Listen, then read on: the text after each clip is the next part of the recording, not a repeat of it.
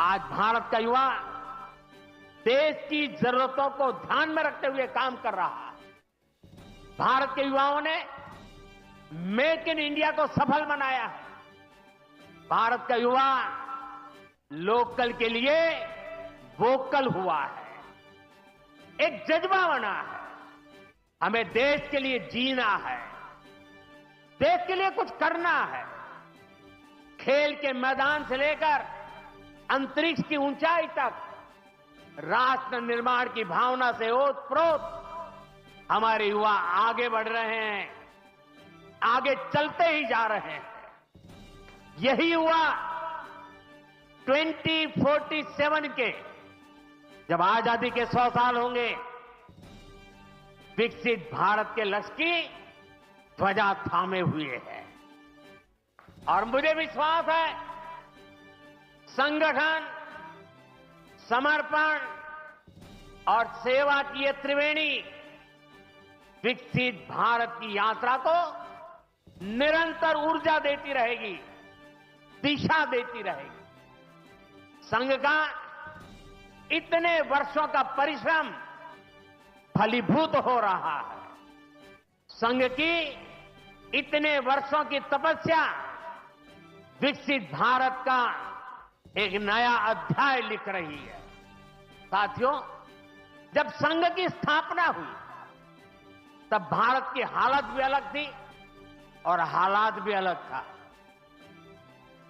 1925 से लेकर 1947 तक वो समय संघर्ष का समय था। आजादी का बड़ा लक्ष्य देश के सामने था। आज संघ की 100 वर्षों की यात्रा के बाद देश फिर एक अहम पड़ाव पर है। 2025 से 2047 तक ये महत्वपूर्ण कालखंड, इस कालखंड में एक बार फिर बड़े लक्ष्य हमारे सामने। कभी पूज्य गुरुजी ने एक पत्र में लिखा था, मैं अपने भव्य राष्ट्र प्रसाद की नींव में एक छोटा सा पत्थर बनकर रहना चाहता हूं।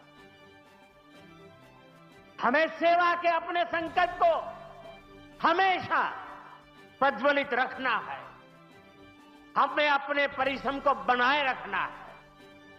हमें विकसित भारत के स्वप्न को साकार करना है। और जैसा मैंने अयोध्या में प्रभु श्री राम के मंदिर के नवनिर्माण पर कहा था,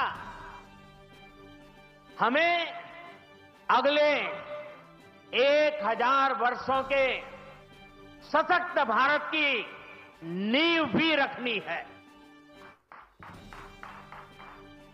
मुझे विश्वास है पूज्य डॉक्टर साहब, पूज्य गुरुजी जैसी विभूतियों का मार्गदर्शन हमें निरंतर सामर्थ्य देगा।